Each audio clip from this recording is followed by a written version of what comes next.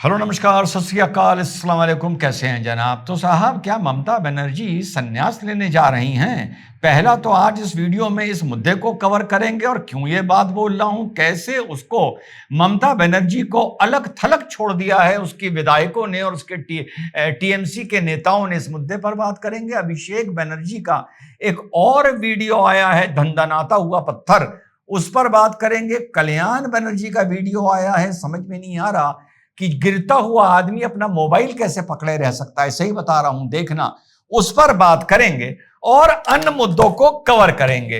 हाँ, और एक ये भी खबर आ रही है कि जो लोग पकड़े गए हैं उन्होंने पिछले चुनाव में, यानी इस चुनाव में टीएमसी के लिए काम किया था, तो अभिषेक बनर्जी ने ये सब जानबूझकर करवाया है।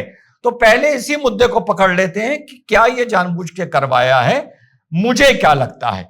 देखिए, बहुत से लोगों ने मुझे भी लिखा और आप लोग भी बहुत से कमेंट्स पढ़ रहे होंगे। इसमें 3-4 कारण बताए जा रहे हैं खुद करवाने के लिए अपने ऊपर।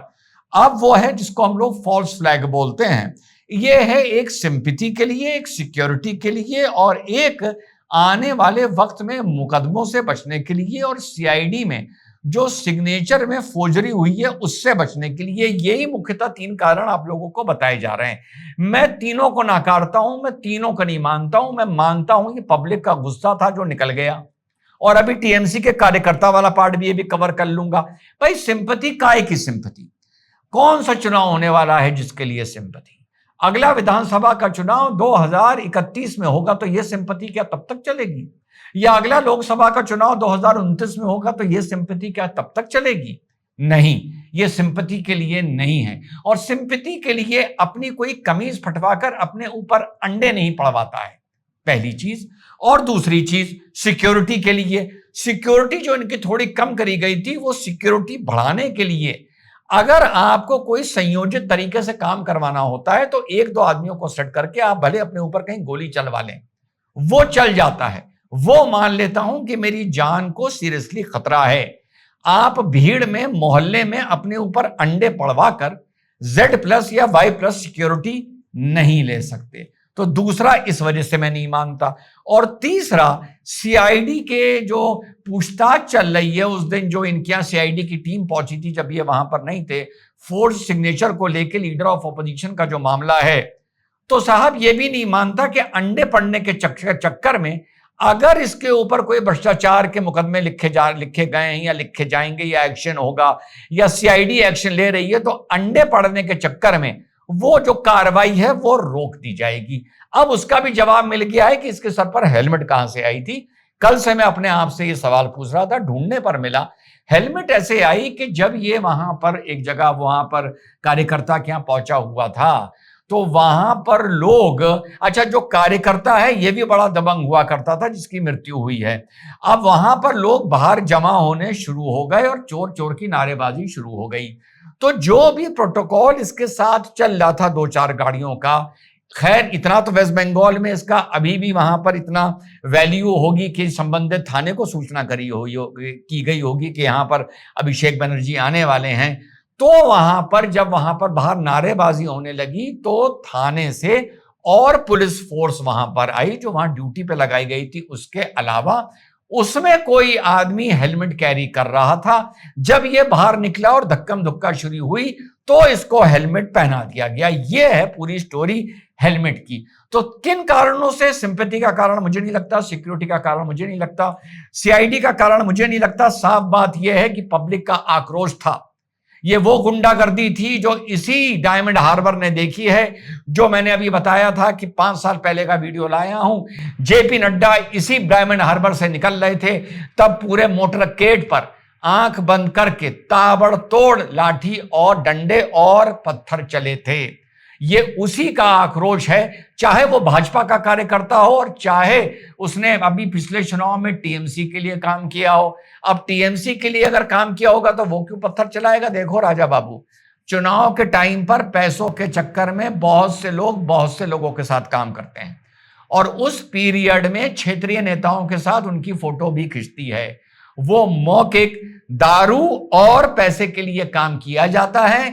रात गई बात गई, चुनाव गया बात गई, अंदर भले जितनी खुंदक पाले हो, झंडा लेके टीएमसी का चल रहे होते हैं या किसी भी पार्टी का चल रहे होते हैं, अगर वहां से दारू मिल रही होती है और वहां से पैसा मिल रहा होता है, तो यह है इसकी हकीकत। तो जो भी था, ये जनता का आक्रोश था।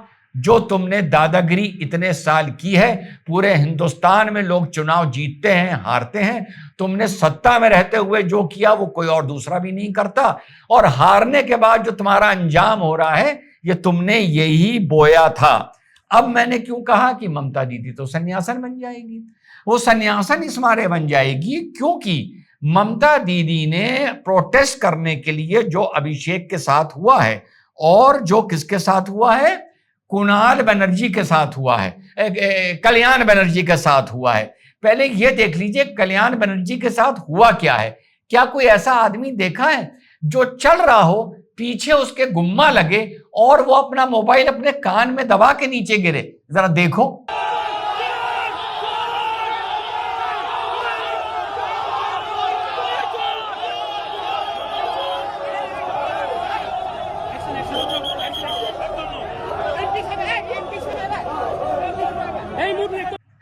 देखा, जब मैं रील्स को रिपीटेडली देखता हूं तो कहीं ना कहीं नजर पड़ जाती है। हाँ, कल्याण बनर्जी बहुत बड़ा नाटकबाज आदमी है। पत्थर पड़ा नहीं पड़ा ये कोई एविडेंस नहीं है, एकदम सर पर हाथ रख के लेट गया। ये मैं मान सकता हूं कि हाईलाइट होने के लिए, कोई छुटपैया राजनीति के लिए इसने ये घटिया हरकत की होगी। अब मैं क्यों बता रहा हूं, क्या ममता दीदी संन्यास ले रही हैं?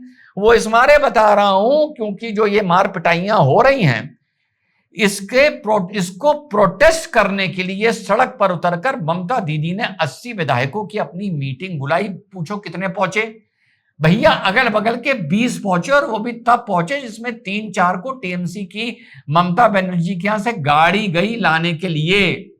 अगर गाड़ी ना जाती तो शायद 12 या 15 पहुंचते, बाकी 60 गायब हो गए, नदारद हो गए। अब जो कुणाल घोष हैं, पढ़ के बताता हूं, वो जो टीएमसी के विधायक भी हैं और प्रवक्ता भी हैं, सुनो वो क्या बोल रहे हैं। After the attack on Abhishek Banerjee in Sonarpur, MLAs are busy with various programmes.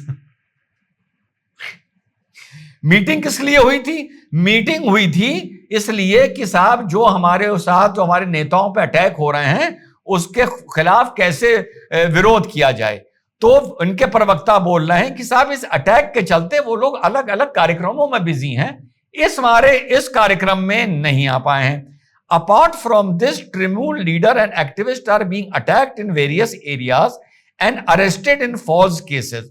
Several MLAs have been receiving calls since yesterday evening that in such a situation it would be very good if the date of the meeting is changed। यानी यहां पर भी दो बातें हैं, या ये 80 के 80 विधायक ममता के साथ हैं, या इन 80 में से 15-20 पहुंचे, बाकी ममता का साथ छोड़ चुके हैं। और अगर साथ छोड़ चुके हैं तब तो लानत है, ममता संन्यास पे चली जाएगी। और अगर साथ भी हैं और डर की वजह से अपने घर से नहीं निकलना है, तो सोच लो तुम्हारी 15 साल की गुंडागर्दी का जवाब इस टाइम बंगाल तुम्हारे छोटे से लेके बड़े नेताओं को क्या दे रहा है। दोनों सूरतों में टीएमसी के मुंह पर गीला जूता है जो विधायक मौके पर नहीं पहुंचे। और यह भी तय नहीं हो पा रहा है कि इस प्रोटेस्ट को जो अभिषेक पर हुआ है और कल्याण पर हुआ है, उसको अपनिया सबको बुलाकर एक जगह प्रोटेस्ट किया जाए। तो अंदर से यह आवाज उठ रही है कि भैया कोई नहीं आएगा प्रोटेस्ट करने के लिए, तो कहो ऐसा ना हो, प्रोटेस्ट हो ही ना, और अगर हो तो कह दिया जाए अपनी अपनी विधानसभा में करिए, ताकि वहां तक इतने कैमरे ना पहुंचे और कोई पूछने वाला ना हो कि किस विधायक ने किस सांसद ने किया या नहीं किया। बस चलते चलते एक बात का जवाब दे दो, कल्याण बनर्जी को लेकर और अभिषेक बनर्जी को लेकर बड़े पते की बात है, कितने विधायकों ने और कितने सांसदों ने टीएमसी के इसकी घोर निंदा करते हुए ट्वीट किया। यहां तो बहाने हैं कि लोग डर रहे हैं, नहीं आ रहे हैं, तैयारी कर रहे हैं। ट्वीट कितनों ने किया इस घटना को लेकर और अपनी सहानुभूति टीएमसी के साथ रखी और अपना समर्थन, इसका जवाब ढूंढ लो। बाकी जवाब मिल जाएगा कि वाकई मजाक नहीं कर रहा, ममता का चोगा बदलने का वक्त आ गया है। और ऊपर कहीं पहाड़ियों पर, दार्जिलिंग वार्जिलिंग के ऊपर ये जाकर संन्यास ले लें और वहीं बैठ जाएं। जय हिंद, वंदे मातरम, खुदा हाफिज।